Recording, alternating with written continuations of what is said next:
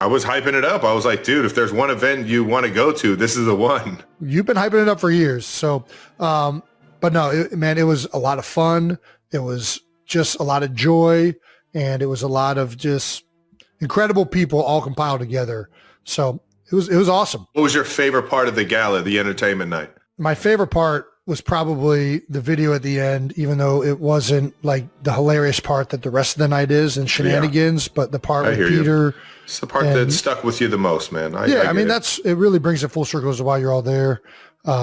Peter was one of the kids that was at Children's Mercy, and they were following him before the event, and they always do that. But this year, unfortunately, Peter passed before the event.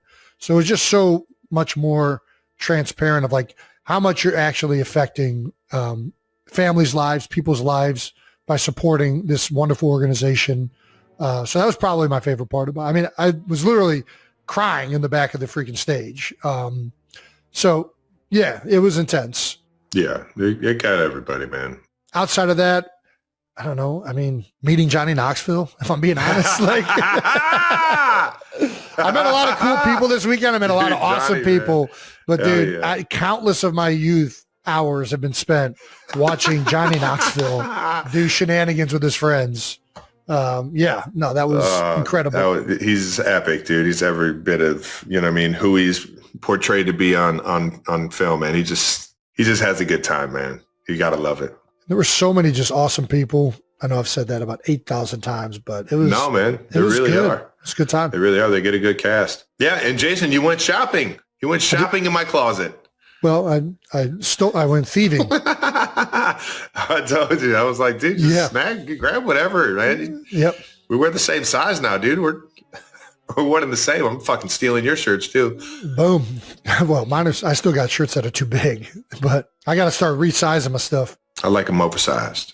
Yeah, I got a lot of feedback that people are not a fan of the tuck. I'm a tuck kind of guy. I think the tuck is where it's at. I work hard on these legs. I'm going to show them off. Show off that physique, big guy. If I'm putting on a flamingo shirt, I'm peacocking. You know what I mean? That rear end is going to be out. I'm not going to be hiding it under a baggy ass shirt. You're going to catch these buns, son. Oh, what are you, Sir Mix-a-Lot?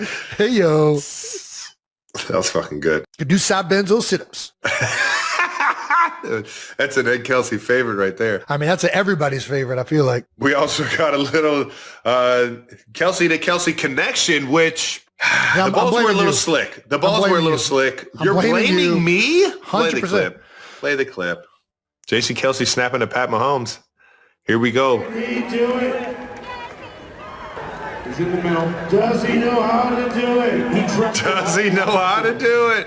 Oh, look at this. Here we go. Watch it. Oh, look at this.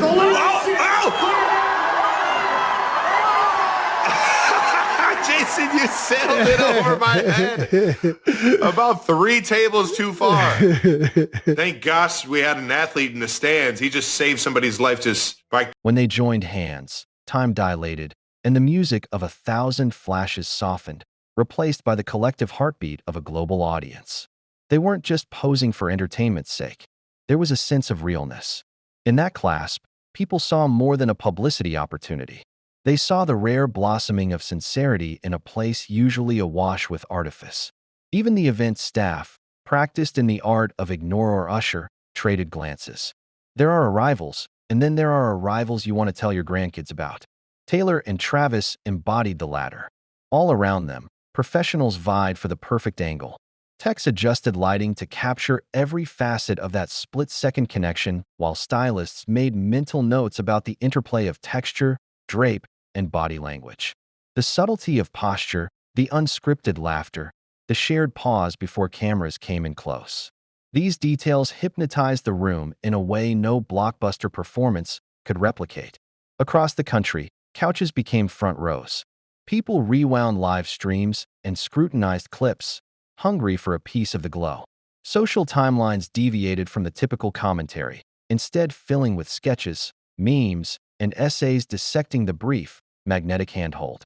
It wasn't the trending styles that dominated conversation, but the feeling of having witnessed one of those rare, unrehearsed moments when glamour meets humanity.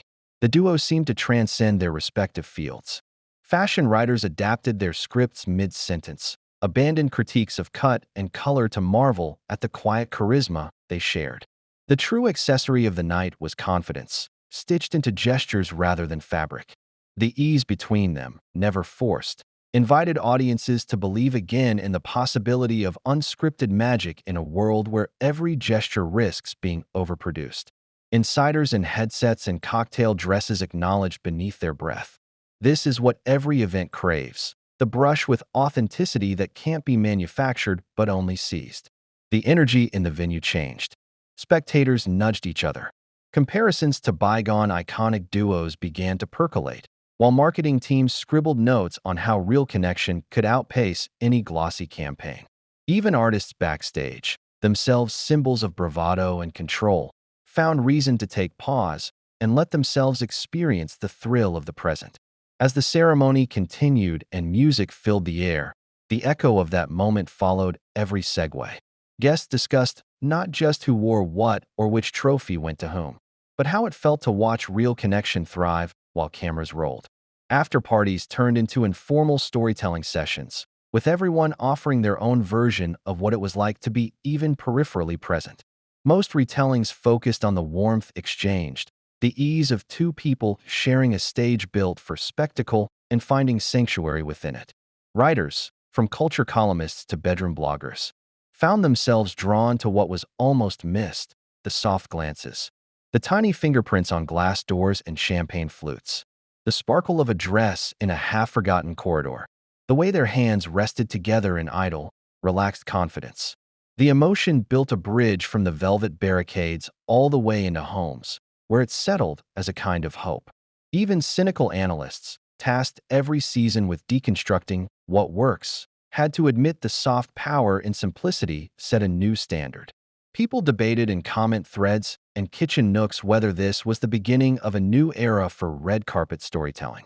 By sunrise, the ripple reached print and broadcast media, headlines focusing not on drama but on joy. The world, it seemed, remembered that above all, events like these matter when they bring us closer to our own yearning for connection, shared experience, and hope.